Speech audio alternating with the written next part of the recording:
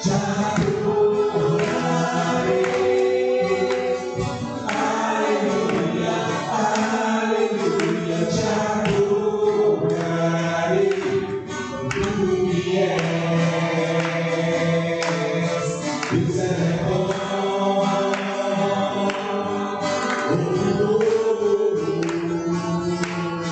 Deus é bom.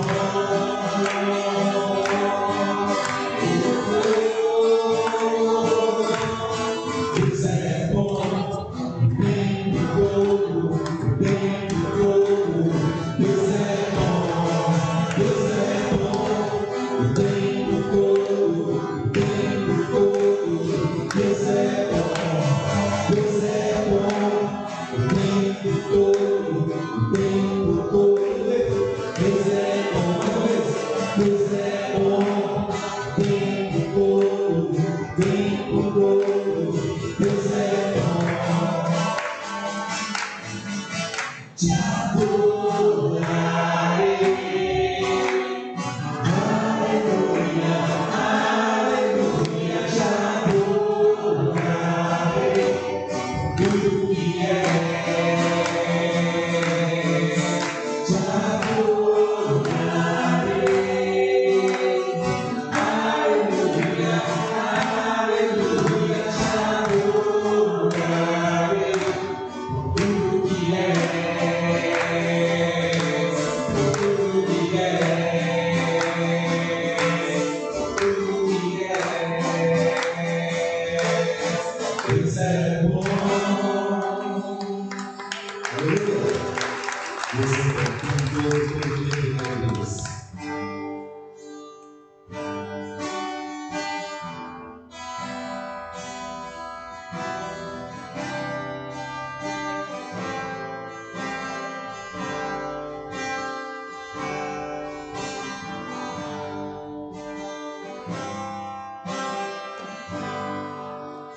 Está sentado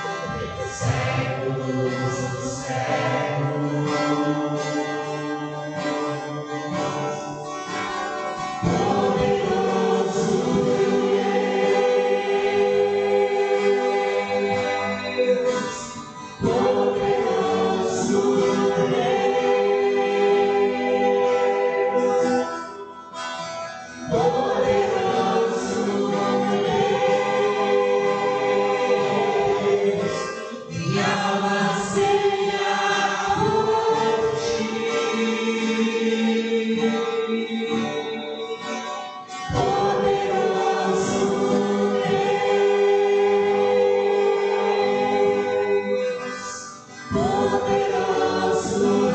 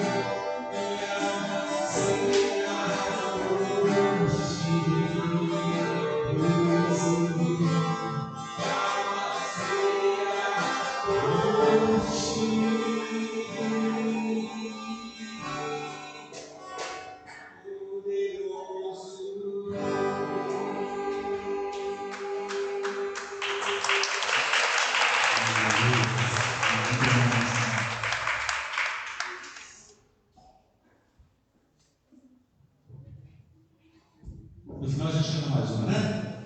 Se Deus assim nos permitir, com a sua graça, nós estaremos cantando mais uma no final. Agradeço a presença de todos. Já posso liberar as crianças? Crianças já estão liberadas, podem descer para a sua salinha, tá?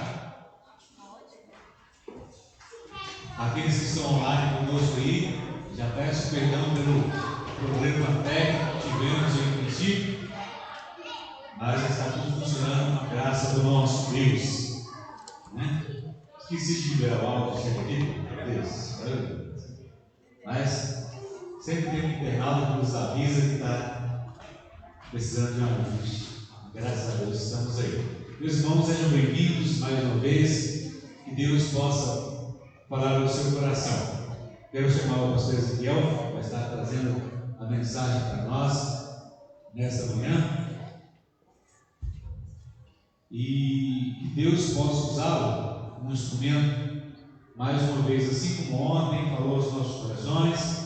Aqui nós estamos para poder ouvir o que Ele tem para dizer, através desse grande homem do Senhor. Tá? Baixemos nossas cabeças, vamos colocar a vida dele diante do Senhor neste momento. Senhor, grandioso Deus e amado Pai, nós louvamos e bendizemos, ó grandioso Deus, por essa manhã tão maravilhosa. Pedimos ao Senhor, Pai, que neste momento use a vida do pastor Ezequiel mais uma vez, Senhor, como um vaso nas tuas mãos, ó grandioso Deus, que sejamos, ó Pai, enchidos, ó Senhor, com as tuas maravilhas, com as tuas bonanças, ó Pai. Senhor amado, honra o teu servo, Pai, honra a tua igreja, abençoe a sua família, a cada família aqui representada, Senhor. Que possamos, ó grandioso Deus, ter as nossas mentes e corações abertos para o Senhor nesta manhã. Esteja, Senhor, com os nossos convidados especiais que aqui estão, que esses também sejam impactados com a tua palavra. Louvado seja por estas vidas que aqui estão, louvado seja, Senhor, por esta manhã, é que oramos e a Ti agradecemos, em nome de Jesus. Amém.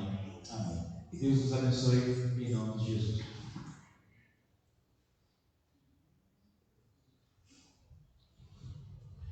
Bom dia, irmãos.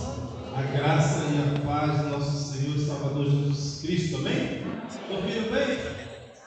Está todo mundo aí descansado, prontinho? Quero dar as boas-vindas a você que está conosco aí pelas redes sociais, né? Pelos canais da igreja, que a boa mão do Senhor seja sobre a sua vida. Na realidade, quando o Robson falou que ele ia falar a igreja de manhã, eu pensei numa coisa assim, sem internet. Aí pegando aqui, então eu vou ter que fazer um ajuste daquilo que eu queria falar. Então, ao invés de construir com vocês, eu vou ministrar e depois eu quero parar um tempo para a gente refletir a respeito da realidade do que eu tenho a compartilhar com vocês nessa manhã. Abra sua Bíblia, por favor, João capítulo 2, versículos de 1 a 11. João capítulo 2, versículos 1 a 11.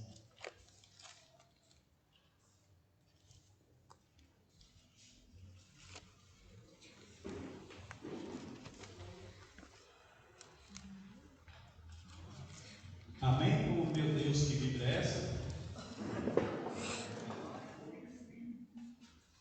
João capítulo 2, então, versículos de 1 a 11.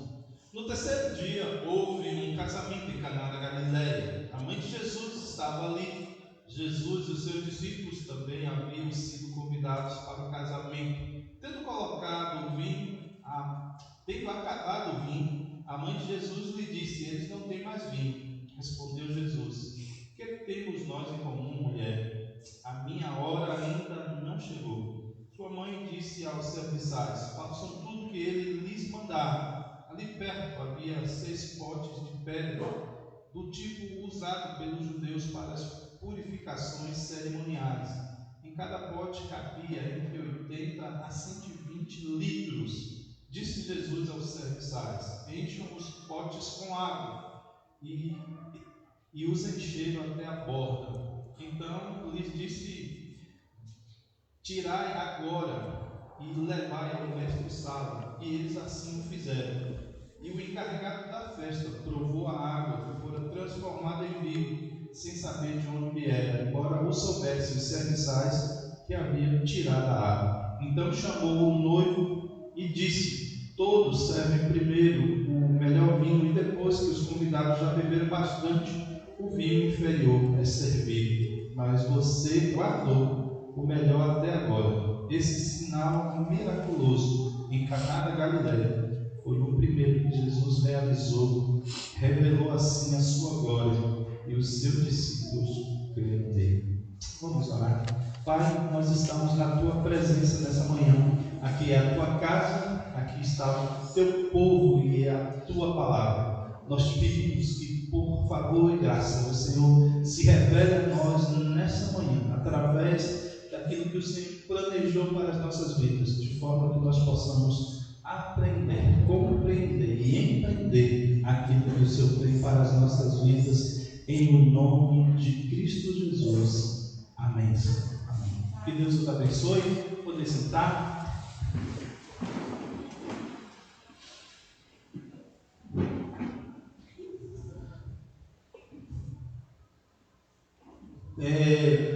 Meu desejo era que a partir, eu espero que você não feche sua Bíblia, né? Deixa ela aberta, porque a gente vai construir junto algumas coisas aqui. Meu desejo era abrir, então, para que a partir da realidade desse texto, você, observando a leitura dele, pudesse ir destacando coisas que esse texto então traz, assim como uma devocional, a construção de um conteúdo, de um aprendizado a partir da realidade do texto bíblico, mas diante da realidade da internet, da câmera, de não pegar a voz e de toda essa dinâmica para quem talvez esteja em casa. Então eu vou apresentar algumas coisas que a gente pode de cara observar na realidade desse texto. Então, a primeira coisa que eu gostaria de destacar nesse texto é que esse foi o primeiro milagre de Jesus em público. Esse é o primeiro de todos os milagres que Jesus realizou. Então, assim começa então a história dos milagres, de todos os milagres que Cristo realizou.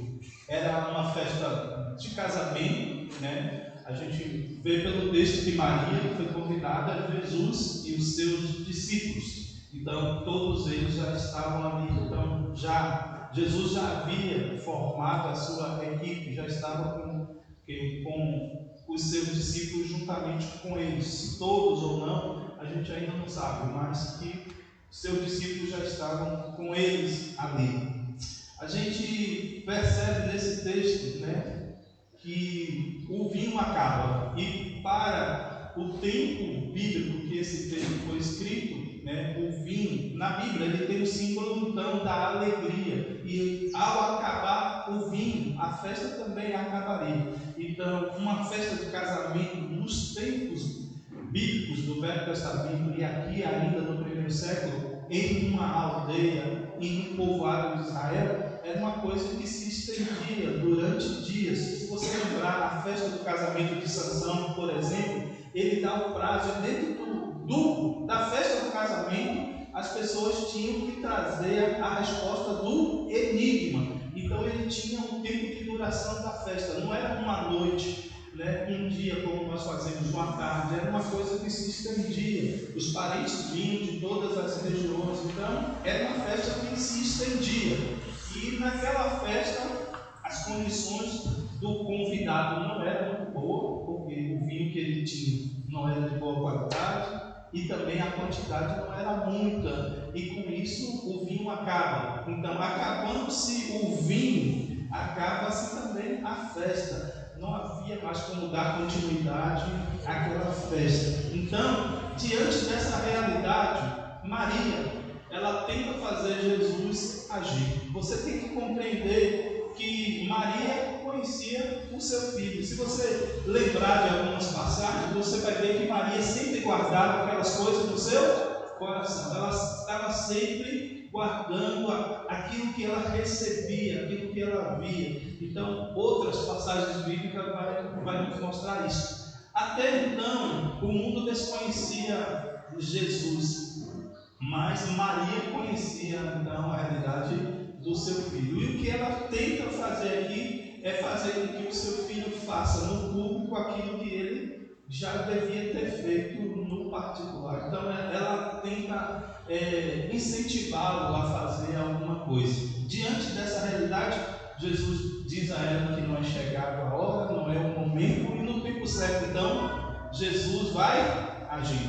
Jesus, ele diz a Maria que não havia chegado o tempo de Deus.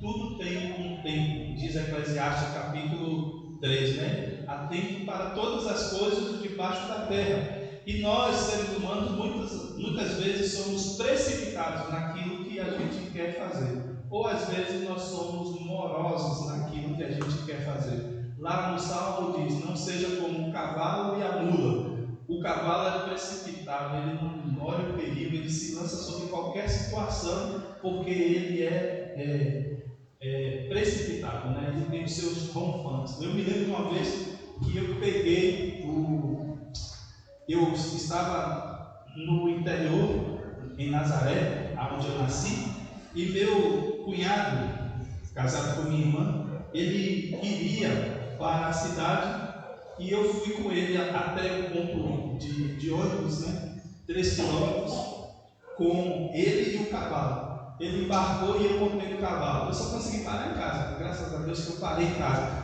que eu consegui ainda ficar em cima dele, porque todo o percurso ele fez conforme ele queria, né? Então ele simplesmente disparou. Então eu passei por carros na curva e fui chegando, consegui chegar em casa, ele sabia o caminho, mas eu não consegui fazer mais nada, porque ele sabia que eu não era o dono dele, nem tampouco que tinha a habilidade que o dono dele tinha para essa realidade. O cavalo é precipitado, já o burro é empacado. Quando ele empaca, ninguém tira ele de lá. Então, Jesus, ele vai agir no tempo dele. E ele diz a Maria que o tempo de Deus ainda não havia chegado. Então, não era a hora ainda dele agir, mas com o decorrer da festa, então, Jesus vai realizar aquele milagre. Mas ele diz que não é a hora. Ele estava aguardando a hora, o direcionamento do Pai. No decorrer desse processo, então, Maria orienta os serviçais a respeito das ordens de Jesus. Se ele disser alguma coisa, façam. Aquilo que ele quiser que vocês façam, façam. E então Jesus dá uma ordem e ele é obedecido. Jesus dá uma ordem aos serviçais e esses serviçais cumprem aquela ordem que Jesus dá. O milagre então acontece em função da obediência. Jesus manda encher as talhas que eram para ser usadas para a limpeza das mãos e pés dos viajantes ao chegar àquela festa de casamento. Todo judeu era recebido em uma casa através dessas águas de purificação da jornada, do caminho. Não tinha asfalto, era terra de chão batido, então areia do deserto. Essa realidade que a gente conhece bem, né? Da gente chegar em um lugar e chegar com os pés todos vermelhos. Então é essa a realidade. Então ali tinha as talhas de purificação. Então Jesus manda encher essas talhas, eles enchem as talhas até a boca, e depois de encher até a boca, Jesus pegue daquela água e leve até o mestre-sala. Os serviçais pegam um pouco daquela água e levam para o mestre-sala. Ele prova, e o que ele prova é vinho e não mais água. Então o milagre acontece em função da obediência. Encha, eles encheram, leve, eles levaram, e o resultado disso foi o milagre. O primeiro milagre de Jesus na Bíblia. Então, o que Jesus fez, transformando a água em vinho, torna-se melhor do que aquilo que já existia. Existia vinho na festa, estava acabando, ou já havia acabado, ou pegou-se a última remessa que tinha na dispensa e agora não tem mais, terminou aqui, acabou. O que Jesus faz é melhor do que aquilo que existia até agora. E o que é que Jesus então fez? Ele fez o seu primeiro milagre, mas através da obediência humana. Então, o que Jesus faz através da obediência humana revelou ao mundo a sua glória, revelou ao mundo de quem ele era. Então, esse texto ele tem algo a nos ensinar de uma maneira muito profunda, que nós precisamos atentar para isso no decorrer dessa manhã. Guardaram essas coisas, compreenderam essa realidade aqui? A gente precisa ir para um outro texto das Escrituras. Vou pedir que vocês não precisam ficar de pé, é um costume da igreja, que bom que vocês mantêm isso, mas pode ficar sentados mesmo. Lucas, capítulo 17, versículos 11 a 19. Lucas, capítulo de número 17.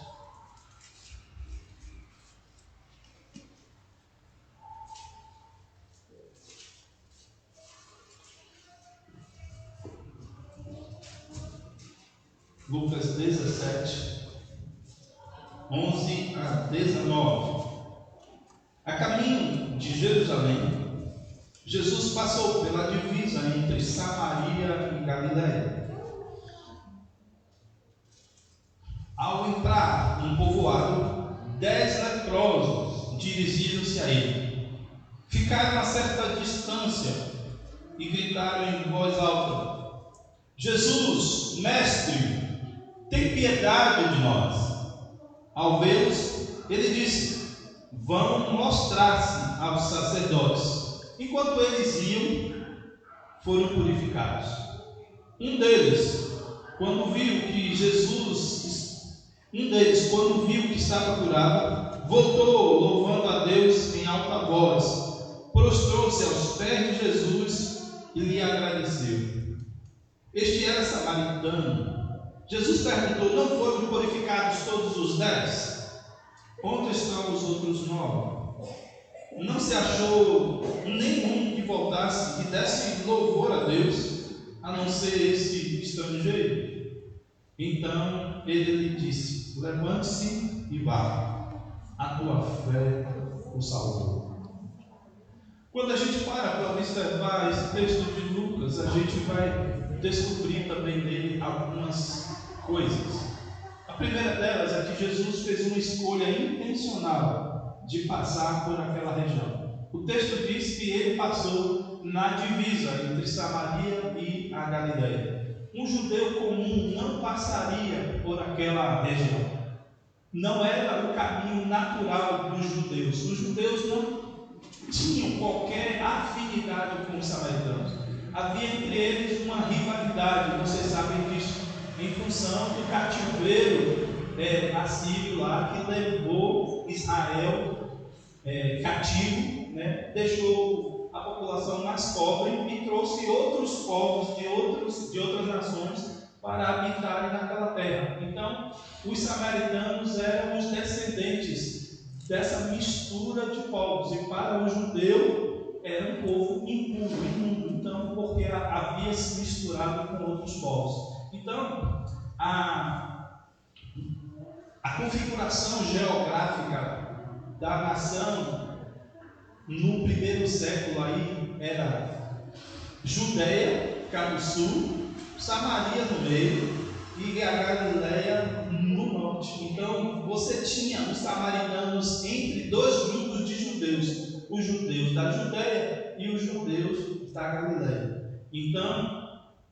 Jesus veio da Galiléia, provavelmente para Jerusalém, e ele passa na divisa. Então ele fez uma escolha intencional. Ele não vai por outro caminho, ele não passa pelo caminho natural que os demais judeus faziam para evitar a contaminação de ter contato com os samaritanos. Você vai ver que Jesus sempre fez isso. Lembra da história da mulher samaritana em João 4? Ele também passa propositalmente por dentro de Samaria, agora não é mais na vida, por dentro, e para numa cidade chamada Sicar, na cidade de Jacó. Então ele fez uma escolha intencional, porque ele poderia ter ido por outra rota, ok? Então ele propositalmente não só passa pela divisa entre a Galiléia e Samaria, mas ele entra num povoado dos samaritanos. Ele entra em um dos povoados ali da divisa entre a Galiléia e Samaria. Provavelmente, pela continuidade do texto, esse povoado estava ainda na Galiléia, mas ficava numa região bem próxima, bem fronteiriça. Então, Jesus recebe ali naquele povoado um pedido de ajuda coletiva. 10 leprosos, 10 homens segregados do povoado por causa da sua enfermidade. A lepra, assim como foi até 1900 e um bocadinho aqui atrás, 50, 60, era uma realidade incurável, era uma realidade de afastamento realmente social. Eu me lembro, em Salvador existe um bairro onde eu conheci através do leprosário, era onde essas pessoas com a doença da lepra, eles eram colocados, né? por causa da realidade de ser uma doença não só contagiosa, mas uma doença degenerativa. Então, em sua desgraça, os 10 estavam ali juntos, viviam juntos e se autoajudavam. E sabendo que Jesus passaria, como ele soube, como essa notícia chegou, ou sabendo disso, eles vão até Jesus e pedem ajuda. E Jesus decide atender aqueles homens, decide então contemplar a eles com aquilo que eles estão pedindo e dar a eles uma ordem. Jesus dá uma ordem, e a ordem é: vão e mostrem-se aos sacerdotes. Se você estudar então o Velho Testamento, se você estudar o Pentateuco, você vai ver que para um leproso ser declarado são e voltar ao convívio da sua casa, da sua família, da sua cidade, ele tinha que ser examinado pelo sacerdote. Então, quando Jesus dá a ordem do que eles teriam que fazer quando já estivessem curados. Então, Jesus diz: vão e mostrem-se aos sacerdotes. E é isso então que acontece. Eles saem de onde estão, de diante de Jesus, e começam a se dirigir ao sacerdote para que ele possa examiná-los. E quando eles estão indo, na medida que eles obedecem à ordem de Jesus, no que eles estão no caminho, eles percebem que eles já estão curados. Ou seja, eles estão curados, a lepra já não mais existe no seu corpo, e eles então continuam a sua trajetória, exceto um deles. Ao reconhecer que estava curado, ele para a sua marcha em direção ao sacerdote. Ele volta então para agradecer, ele recebe então, em função da sua gratidão, ele recebe um diferencial na fala de Jesus. Jesus então diz que de todos os 10 foram curados, mas os outros 9 não voltaram para agradecer. Jesus faz um comentário: somente esse estrangeiro, ele era samaritano. Jesus estava na divisa da Galileia com Samaria. Na sua condição de dor, eles estão juntos, mas na sua condição de curados, eles são separados. E o que Jesus demonstra ali é que quem voltou é de quem as pessoas não esperavam nada. Era daquele que aparentemente não, se não voltasse, ninguém ia estranhar. Ia dizer assim: é samaritano, por isso que não voltou. Mas ao contrário, é ele que volta, e não os judeus, e não aqueles que têm essa fé em Deus, ao ponto de lhe pedir a cura, de pedir um milagre. Então, ele volta, e por voltar, ele recebe mais do que os outros 9. Os outros 9 receberam apenas a cura física, mas ele recebe a cura espiritual. O texto diz que Jesus diz: a tua fé o salvou. Então, eles recebem, o samaritano recebe então recompensas maiores por seu gesto de gratidão. E aí Jesus critica a atitude dos demais que foram ingratos, que não demonstraram a gratidão que deveriam demonstrar a Deus em função da obra que o Senhor realizou na vida do samaritano e na vida deles. Então, esses 2 textos são aquilo que eu gostaria de trazer para a realidade de vocês. E uma pergunta aqui que vale R$1.000. O que esses textos têm em comum? O que é que o texto lá de João, no capítulo de número 2, no primeiro milagre de Jesus, e o texto dos 10 leprosos têm em comum? Quando a gente olha esses 2 textos, a gente vai compreender que os 2 textos são relatos de milagres. Então, os 2 textos retratam uma história de milagre. O primeiro milagre de Jesus e um outro grande milagre de Jesus que cura uma doença incurável simplesmente através de uma palavra, de uma ordem. Então, os dois são milagres, mas tem muito mais a ver.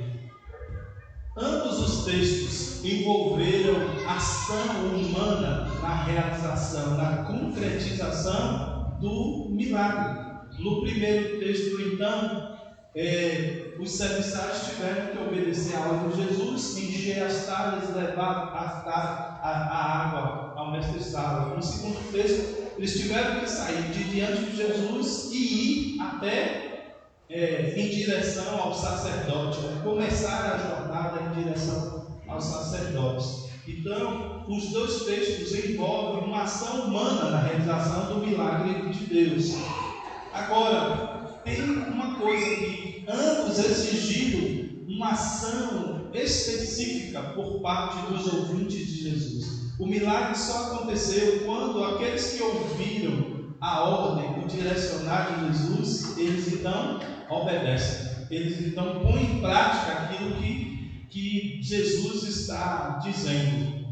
Uma outra coisa que envolve esses dois textos é que ambos os milagres acontecem no decorrer de um deslocamento inicial para o lugar onde Jesus os mandou. Os dois milagres só vão acontecer quando aqueles que ouvem, os serviçais e os leprosos, saem da onde estão e fazem aquilo que Jesus os mandou fazer. Então, isso é o que tem de comum nesses dois textos. São milagres envolvendo a ação humana, uma ação específica em obediência àquilo que Jesus havia pedido, e quando eles então agem, quando eles então obedecem, quando eles se deslocam de onde estão para aquilo que Jesus quer, o milagre então acontece. Se você reparar em João capítulo 2, você vai ver isso, que eles enchem de água até o topo, depois eles pegam a água e levam. Mas quando o mestre-sala prova, já não é água, ele recebe vinho. Eles não levaram aquela taxa com 120 litros, eles tiraram parte daquilo, provavelmente na mesma recipiente que eles estavam a servir o vinho, eles levam. E quando chega lá, já não é mais água, é vinho,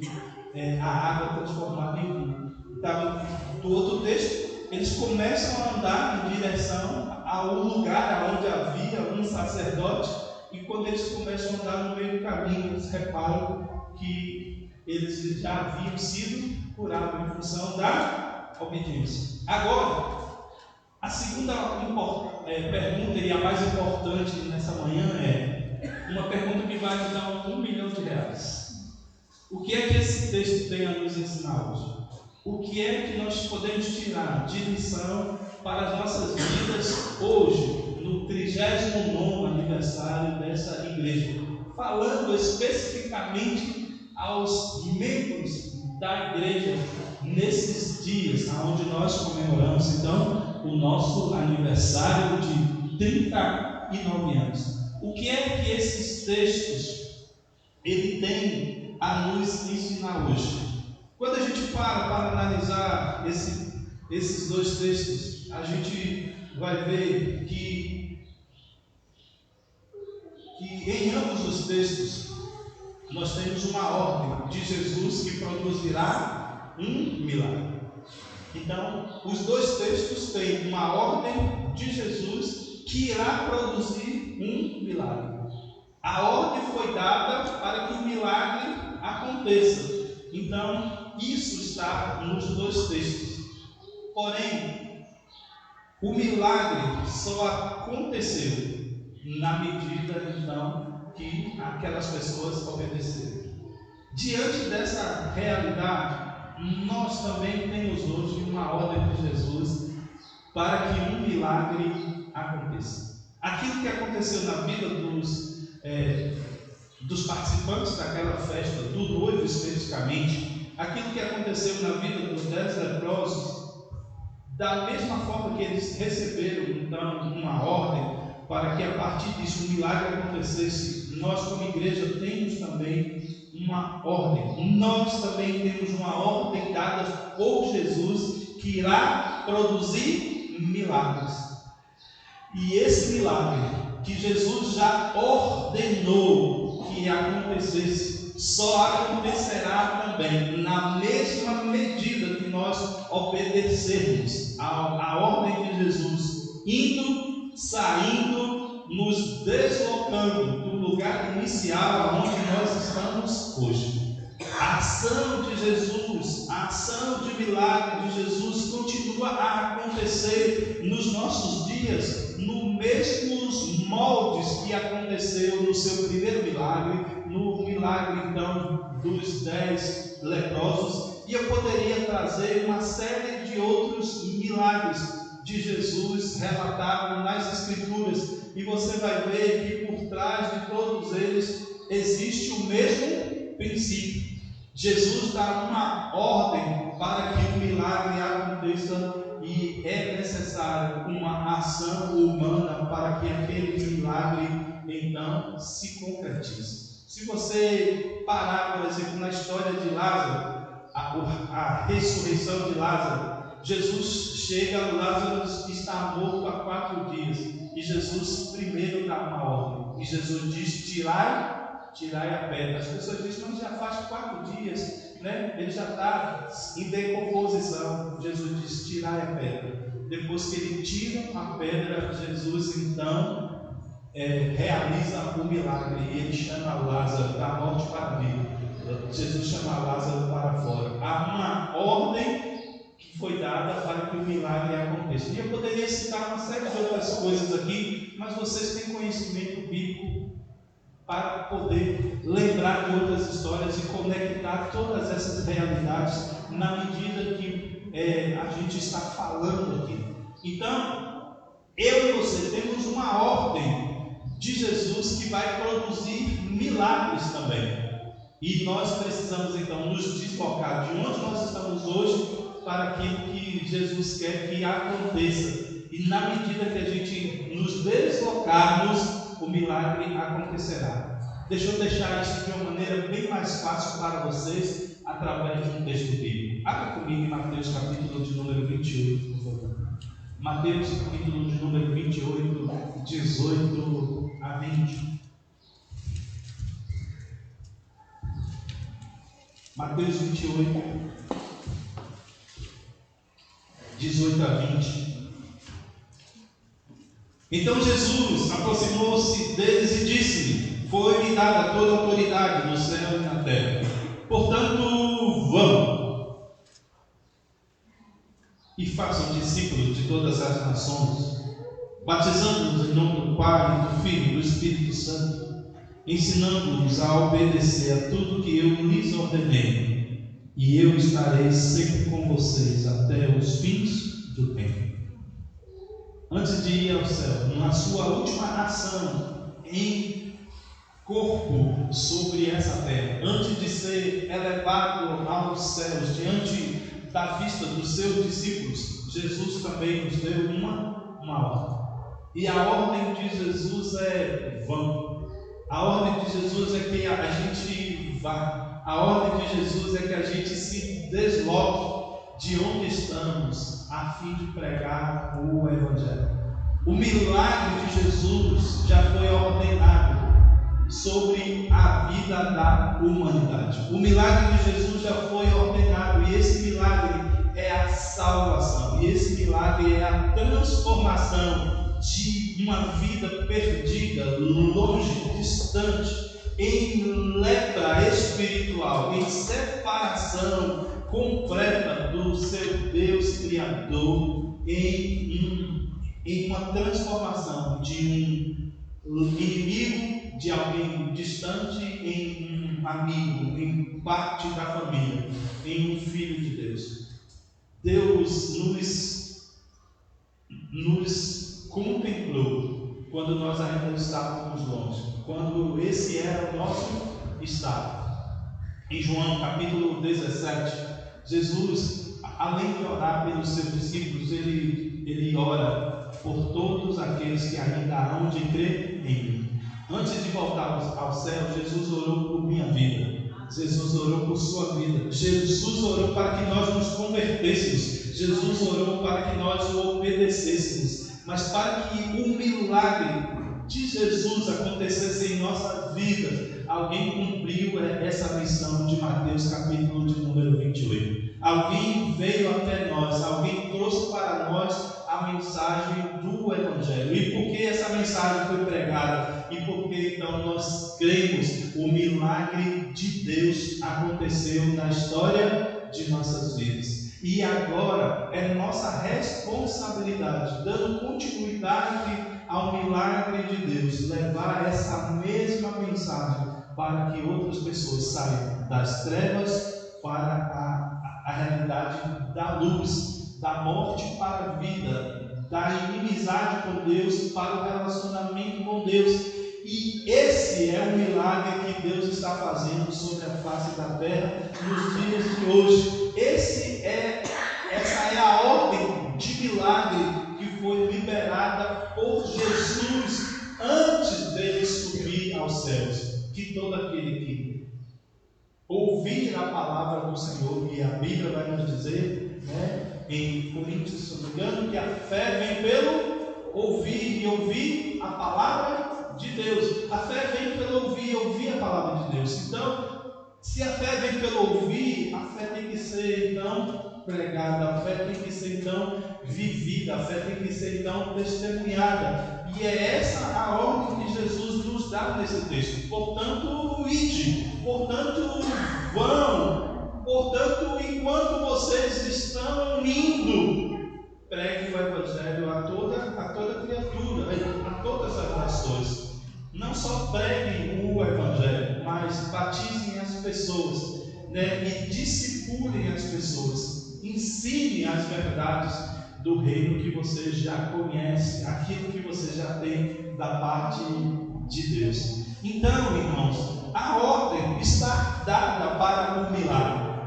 Se lá no casamento, uma vez que a ordem foi dada e cumprida, o milagre aconteceu. Se com os 10 leprosos a ordem foi dada e uma vez obedecida, o milagre aconteceu. Se com Lázaro a ordem foi dada, cumprida e o milagre aconteceu. E outras histórias bíblicas, conosco será a mesma coisa. Conosco será a mesma coisa, na medida que nós cumprimos a ordem que nos foi dada, o milagre acontecerá. Na medida que nós cumprimos a missão que nos foi entregue, a forma como Deus irá agir na história de nossas vidas individualmente, na história da vida da igreja, na medida que nós, como discípulos, seguidores de Jesus, como serviçais do reino de Deus, nesse tempo sobre a face da terra, na medida que a gente compreender e cumprir o que Deus nos chama para fazer, o milagre vai acontecer.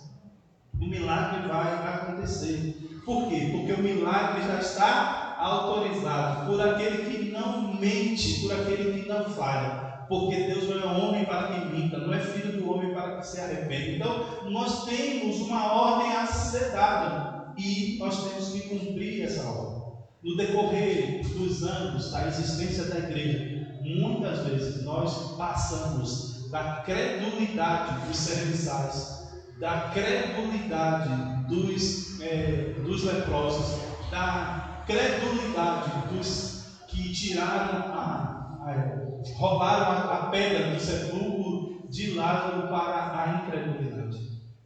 E a incredulidade, então, é aquilo que é um empecilho para a ação de Deus na vida do ser humano. A igreja tem sido invadida por uma incredulidade, de forma que a gente não cumpre aquilo que nos é chamado a fazer. Existe uma ordem para que um milagre aconteça, mas eu preciso obedecer. Eu tenho que pôr isso em prática para que através da minha vida a salvação aconteça. Existem pessoas que nós conhecemos que a gente chega a uma conclusão e diz assim: aquela pessoa nunca vai se converter. Eu não sei se você já ouviu isso de alguém. Fulano, aquele ali não tem jeito. E Deus parece que Ele gosta dessas desses desafios, ou ele gosta dessas questões. E ele diz assim: não converte não? Espera aí que eu vou te mostrar. E aí a gente não crê, a gente não prega, a gente não fala. E um dia ou outro, mais cedo ou mais tarde, no nosso deslocamento para a nossa igreja, com a Bíblia então, debaixo do braço, a gente encontra uma pessoa na rua e ele diz assim: a paz do Senhor. A paz do Senhor. E aquela pessoa que você disse que não se convertia, se converteu. Porque alguém ouviu a mesma ordem que você ouviu, ele cumpriu aquilo que foi lhe dito e o milagre de Deus aconteceu na vida. Irmãos, existe uma ordem para a salvação das pessoas em todo o mundo, em toda a terra, de todos os povos, tribos, línguas, raças e nações. Existe uma ordem para que, através da pregação do Evangelho, uma multidão de pessoas se apresente diante das bodas do Cordeiro na eternidade, dizendo: Santo, Santo, Santo é o Senhor Deus Todo-Poderoso, dizendo: Deus, eu não merecia estar aqui, mas o Senhor realizou essa obra na minha vida. Eu não merecia a salvação, mas o Senhor me alcançou. Por quê? Porque alguém cumpriu a ordem que Jesus deu. Eu quero te perguntar nessa manhã: a ordem foi dada, a ordem do milagre foi dada. Você é o agente humano desse milagre hoje. Por sua causa, alguém estará no céu? Em função da sua obediência, alguém estará no céu? Em função da sua pregação, alguém estará no céu? Em função do seu testemunho diante de Deus, diante da sua família, diante da sociedade, alguém estará no céu? Ao você chegar no céu, alguém dirá: muito obrigado, porque você foi o agente de Deus para o meu milagre, você foi o agente de Deus para a minha transformação. Obrigado, porque você obedeceu aquilo que Deus lhe ordenou fazer, e por causa de você, eu também estou aqui desfrutando desse milagre de Deus nas nossas existências. Como os serviçais do casamento de Deus como ser humano, é isso que nós somos. Nós somos os serviçais do casamento de Deus como ser humano. Nós estamos aqui para servir o noivo, produzindo a realidade de uma grande festa. Lembra o que a Bíblia diz? A alegria no céu quando um pecador se arrepende. Nós podemos ser uma das causas dessa alegria. A primeira causa, claro, é o sacrifício de Cristo na cruz. A segunda causa é a ordem que ele deu de que todo aquele que crê vai ser salvo. A ordem do milagre já foi dada, mas eu preciso levar essa palavra para outras pessoas. Então, nós hoje somos os serviçais do casamento de Deus como um ser humano redimido, regenerado, salvo, transformado. Então, nós temos uma tarefa, nós precisamos apenas obedecer, e enquanto nós obedecemos, Jesus transforma a água em vinho, Jesus transforma a tristeza na vida das pessoas em alegria, Ele transforma então depressões, Ele transforma realidades, Ele vai transformando a vida das pessoas. Ele vai transformando tristeza em alegria, Ele vai transformando aquilo que é ruim em algo que é melhor. Existe uma ordem de milagre sobre a vida da humanidade. E nós somos os serviçais de Deus para esse tempo. Nós somos, então, aqueles que têm que levar essa mensagem poderosa para as pessoas. Como os leprosos, nós devemos exercer a nossa fé e não apenas pedir pelo milagre, mas nós devemos participar do milagre, participar indo e sendo um agente humano do milagre divino. Se o milagre aconteceu enquanto eles iam, se um deles não fosse, ele não seria curado, porque foi no caminho. Então, é isso que eu gostaria de transmitir para vocês nessa manhã. O milagre acontece no caminho. O milagre acontece enquanto nós vamos. É essa a mensagem de hoje. Esse é o tema dessa reflexão.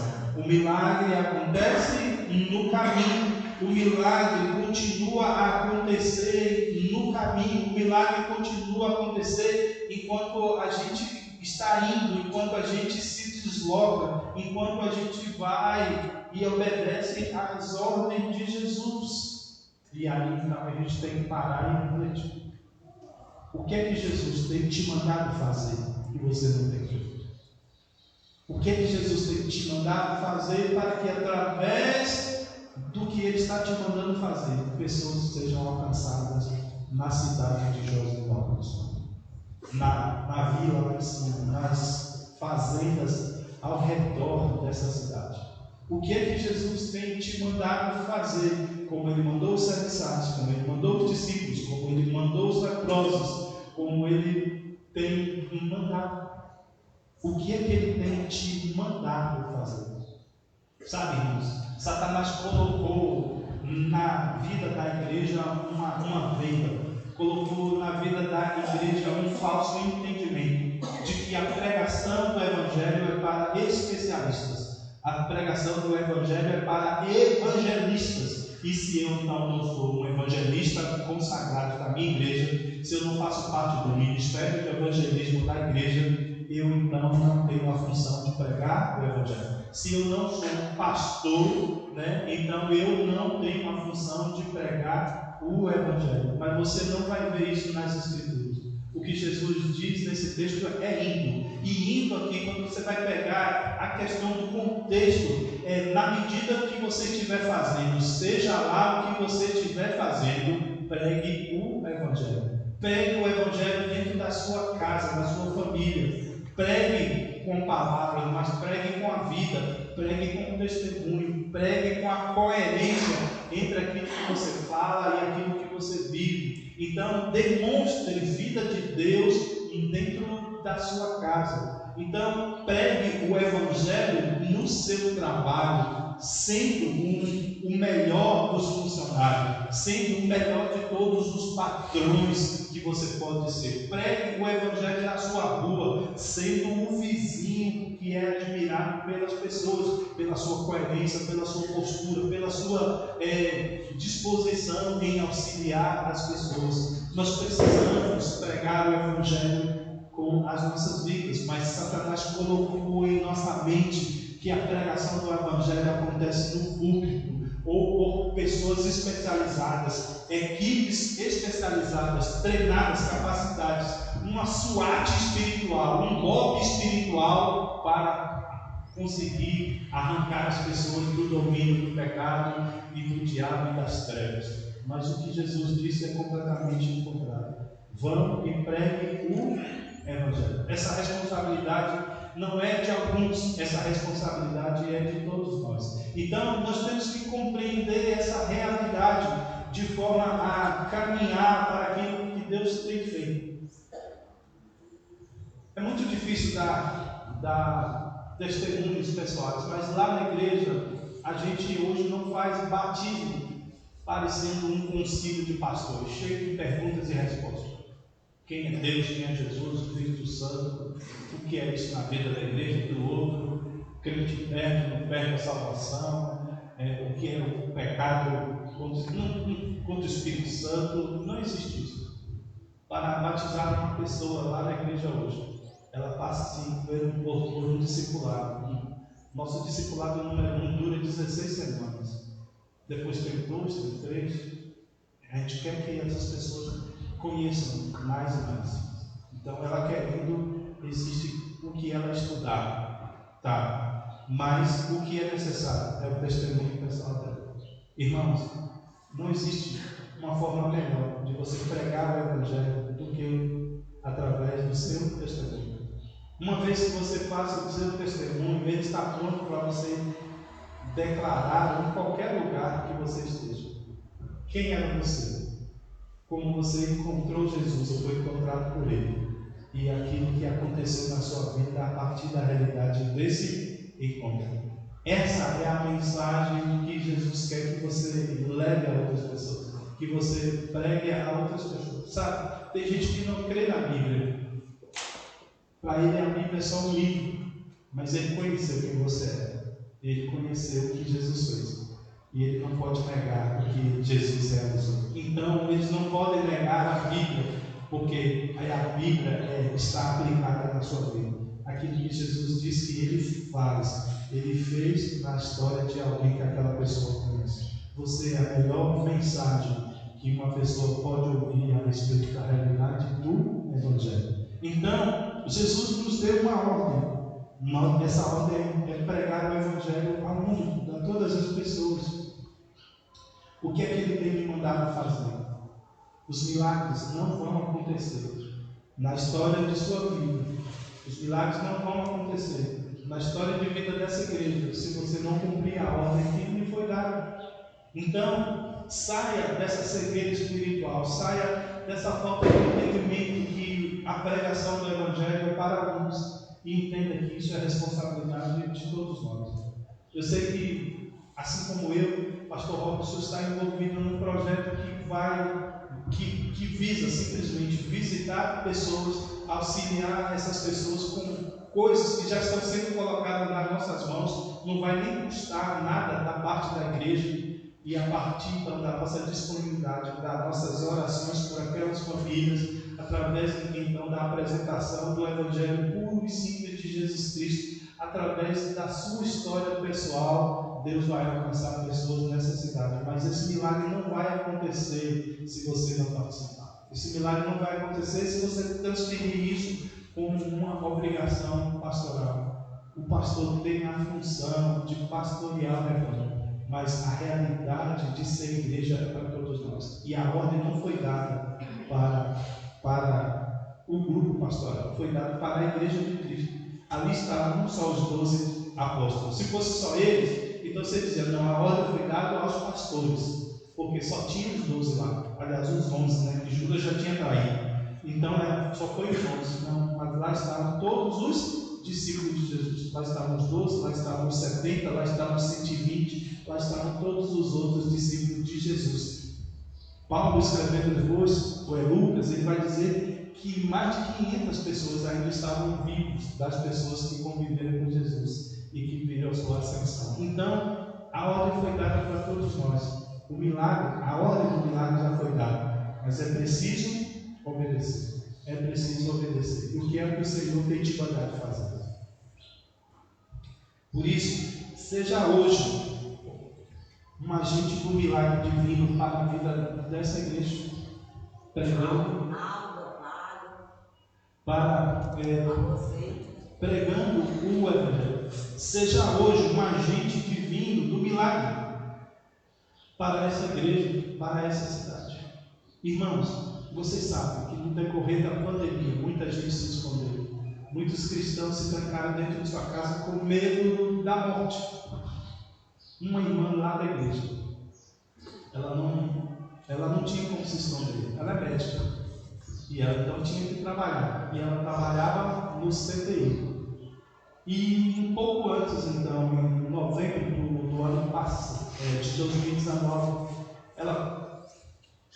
setembro, outubro de 2019, ela começou a focar na vida de um amigo de profissão, de um outro médico.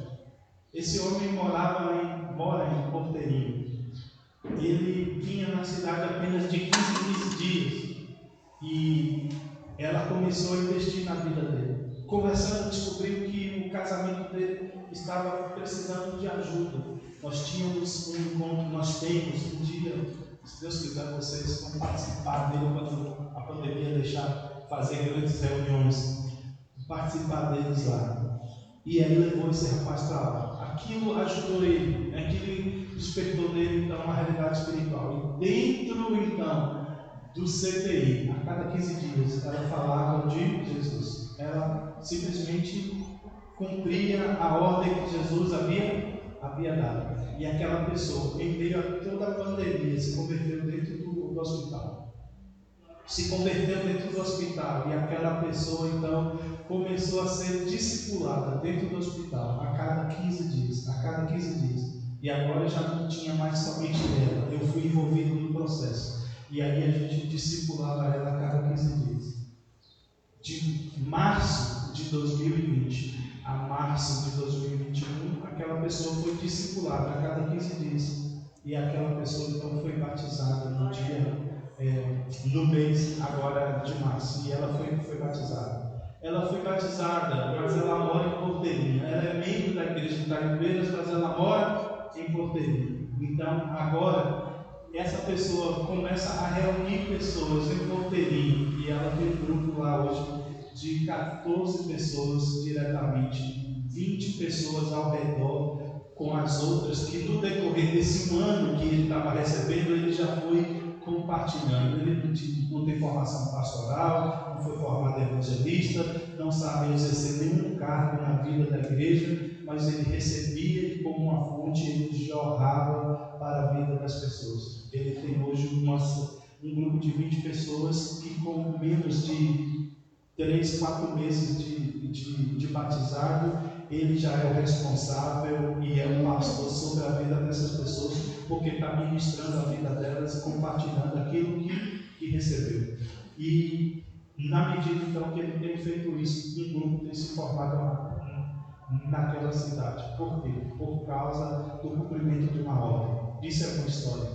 Uma outra história é a história de Nalda. Nalda é uma mãe de 3 filhos homens, cujo marido é pedreiro, trabalha então nas obras de uma construtora ao redor de Itaiobeiras e região, e muitas vezes ele já veio aqui, Josenópolis, Padre Carvalho, Curral de Tempo, ele está aí ao redor de Itaiobeiras, e aí ele sai e volta, e o sonho de Nalva era o quê? Sair da zona rural, onde ela estava, e morar em Itaiobeiras, morar num lugar onde ela tivesse uma condição melhor para si e para os seus filhos. Então ela fez isso. Ela deixa o seu sítio lá na zona rural de Itaiobeiras, 17 quilômetros da cidade, e diferente já de muitos crentes, ela morando a 17 quilômetros, ela estava presente em todos os cultos do domingo da igreja, né? Então isso já mostra algo diferente na vida dela. Ela pagava esse preço de ir com as crianças. O marido na época nem era crente, mas ela estava lá com o seu neném pequeno nos braços. Ele tinha que levar ela, tinha que trazer. Deus alcançou ele. E agora ela quer morar na cidade. Justo, natural. E ela faz isso. Ela se muda para a casa que os pais dela têm na cidade. Tá lá. E aí ela tem um sonho. E no sonho, então, toda a sua comunidade está pegando fogo. Todas as casas ao redor estão sendo destruídas pelo fogo. E em meio a tudo aquilo, a casa dela está intacta. Em meio a tudo aquilo ali, a casa dela está sem qualquer problema. Ela então entende que aquilo não era um sonho, que aquilo era uma visão espiritual que Deus estava dando para ela. Por quê? Porque ela já tinha Jesus Cristo. Seu marido também. Seu filho estava no processo ainda de batismo na época, um filho adolescente. E ela saiu daquele lugar. Mas a casa de sua mãe estava pegando fogo, a casa dos seus amigos todos estavam pegando fogo. E ela entende, sem que ninguém fale nada para ela, que ela saindo dali, aquela comunidade estava condenada, porque o testemunho de Cristo não estaria mais naquele lugar. E aquela mulher faz algo completamente contrário a tudo aquilo que ela desejou até então. Ela sai da cidade de novo e ela volta para a sua casa. E lá naquele lugar hoje tem um pequeno grupo. Através da vida dela, então, não só o marido converteu, né, o filho, mas também Exupério, Eva, os filhos de Exupério estão frequentando a igreja, são tudo adolescentes por causa disso. O PG se reúne ali naquela casa toda terça-feira e a mensagem do Evangelho continua sendo levada naquela região, porque alguém decidiu cumprir a ordem de levar o Evangelho, mesmo em detrimento de um prejuízo pessoal, um sonho que foi abortado, mas uma missão que foi cumprida.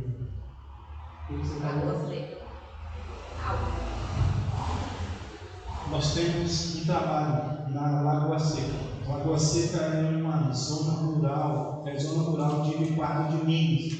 É uma das comunidades de Rio Pardo de Minas. uma comunidade marcada pelo alcoolismo, pelo excesso de pessoas com problemas com alcoolismo.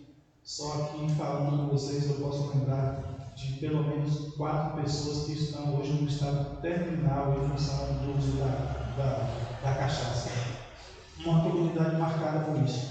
E nós temos um trabalho em uma outra comunidade de Rio Pardo de Minas chamado Fazenda Cocos. É um trabalho que tem 4 adultos, 4 pessoas já acima dos 50 anos. E esse trabalho já tem ali mais de 20 anos.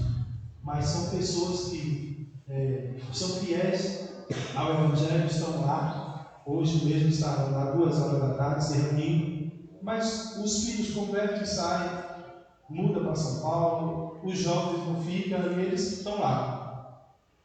Então, a líder dali chama Aldiva. Aldiva tem um sonho, uma visão. Ela tem uma visão de um homem. E ela vê então esse homem, ela vê a roupa que esse homem está vestido. E ela então acorda e se questiona a Deus o que é aquilo, qual é essa realidade.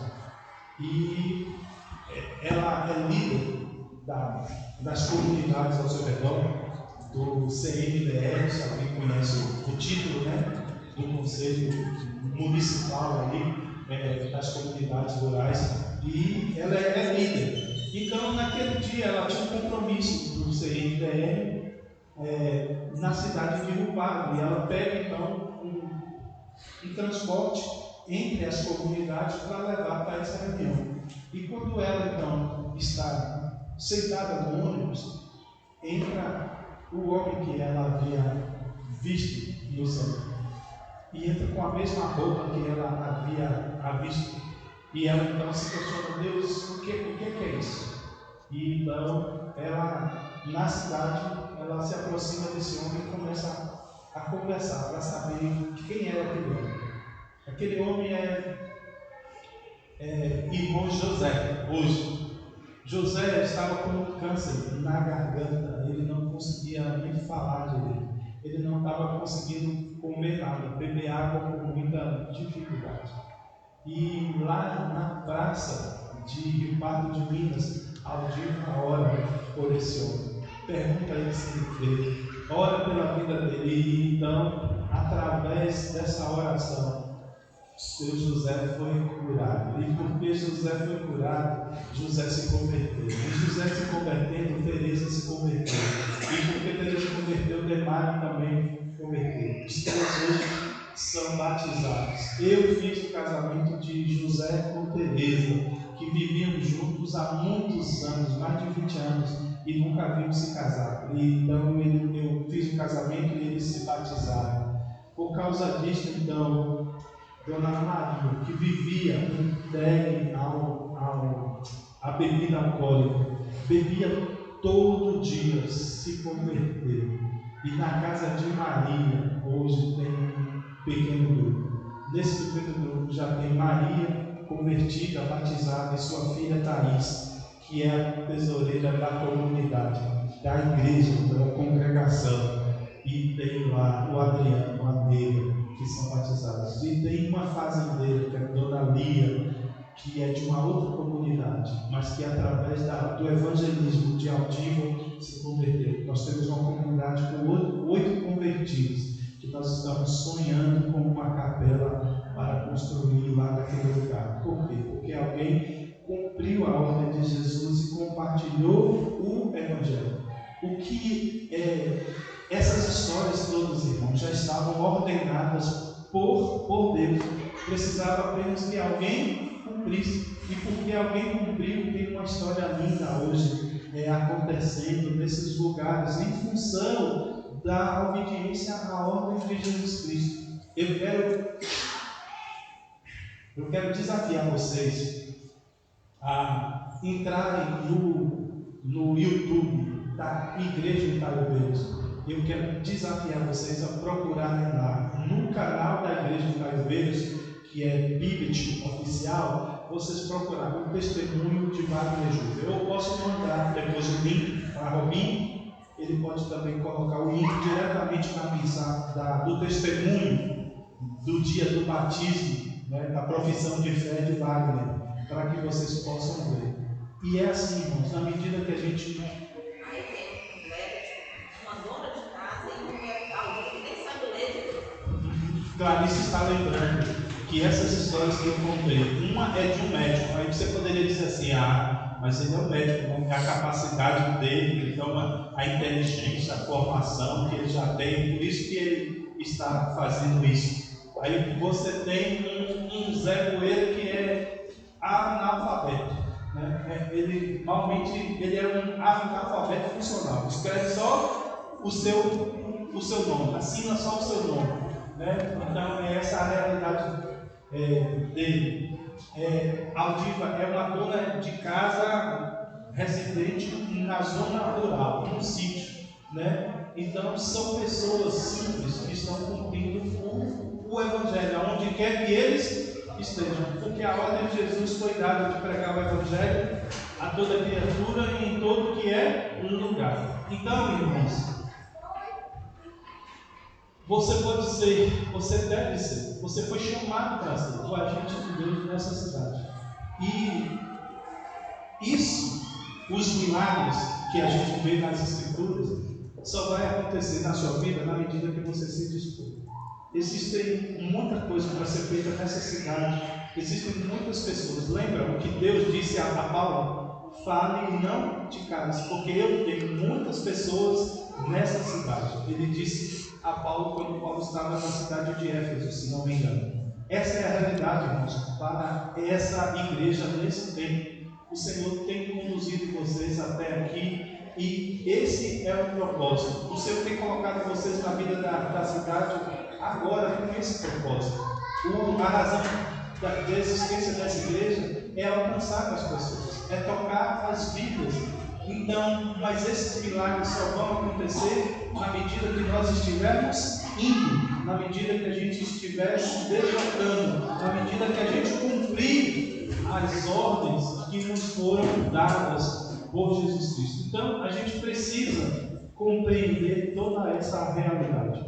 Você é o agente do milagre de Deus na vida dessa cidade. E você precisa compreender isso. Você precisa cumprir isso. Você precisa realizar isso para que você também seja, então, usado por Deus.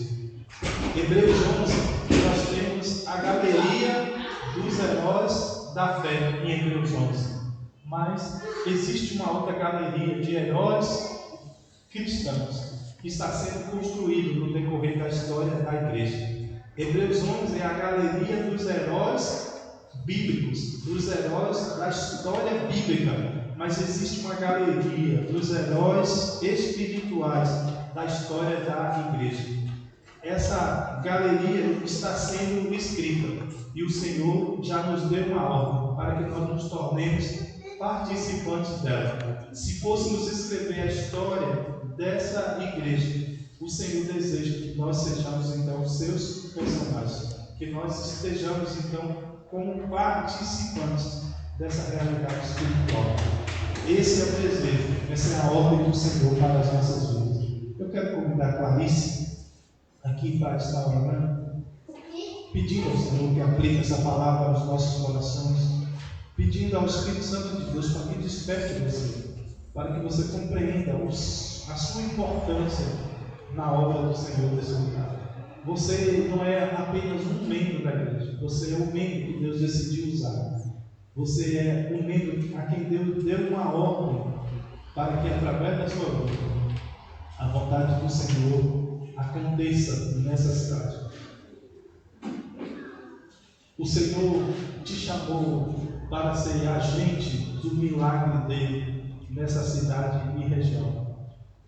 Você só precisa se dispor. Você só precisa obedecer. Você só precisa usar o que você já sabe. O que vocês têm, as pessoas dessa cidade não conhecem. O que vocês já viveram, as pessoas dessa cidade precisam conhecer. Então, seja instrumento, seja boca de Deus, seja agente de Deus na vida dessa cidade.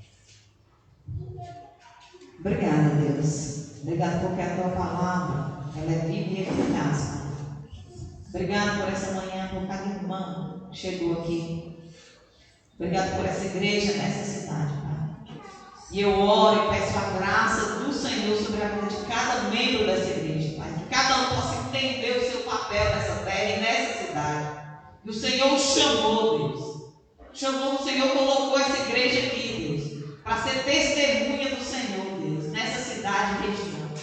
Que essa igreja possa entender esse papel tão maravilhoso, Deus, que o Senhor colocou, Deus, nas mãos delas. E cada membro dessa igreja, Pai, possa entender que eles, ó Pai, são as suas mãos, são os seus pés, ó Pai, são a sua boca, Pai, nessa terra, Pai. Então desperte cada um para aquilo que o Senhor tem para eles. Usa essa igreja poderosamente, Deus. Que essa cidade venha conhecer o teu nome, Deus, através dessa igreja, Pai. Ó Deus, que essa igreja possa ser uma igreja missionária, uma igreja que ama viver em tua presença. Que as pessoas possam olhar para essa igreja, Pai, e desejar, ó Pai, servir o Deus, ó Pai, que essa igreja serve, Pai. Oh Deus, usa, desde o menor até o maior, Pai. E que em breve, ó Deus, esse tempo não possa caber, ó Deus, a quantidade de pessoas que eles precisam realizar 2, 3 cultos, ó Pai. Use, Pai. Usa Robinho, ó Deus, como líder, ó Pai. Usa, Deus, usa essa família, usa cada líder, ó Pai. Cada líder que o Senhor colocou neste lugar. Estende da graça do Senhor sobre eles. Cuide, ó Deus, dessa igreja, em nome de Jesus. Amém. O milagre acontece no caminho. Aí está o desafio de Deus para a vida da igreja. Seja participante do milagre de Deus. Amém. E Deus possa continuar falando aos nossos corações. Quero convidar o Ministério do Louvor para nós estarmos aqui entoando mais um cântico em nome de Jesus. E eu quero que você também lembre-se que você não deve ir embora. Nós teremos algo especial daqui a pouco. Enquanto o Ministério se prepara, o nosso culto continuará. Também teremos hoje às 19 horas para continuarmos ouvindo essa mensagem maravilhosa. Lembrando que Deus tem um grande propósito nas nossas vidas. Deus te chamou, Ele te tocou, Ele quer realizar esta obra em você e através de você. Você não caiu aqui de paraquedas. Deus te chamou para esta grande obra. E também lembrar a todos que temos as nossas programações durante a semana que segue.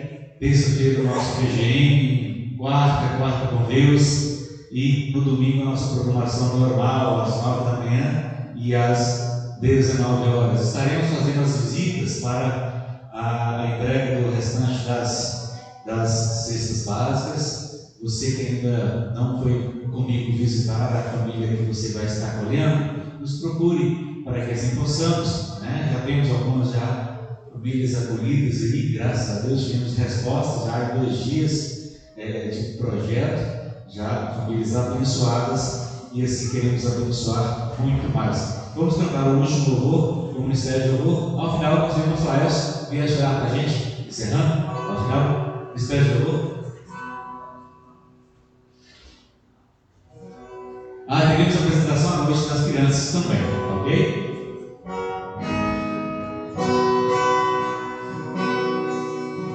Deus, lá.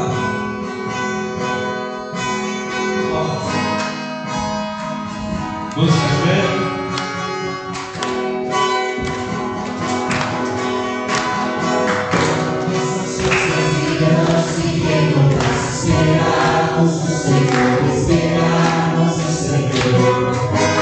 Nossas forças irão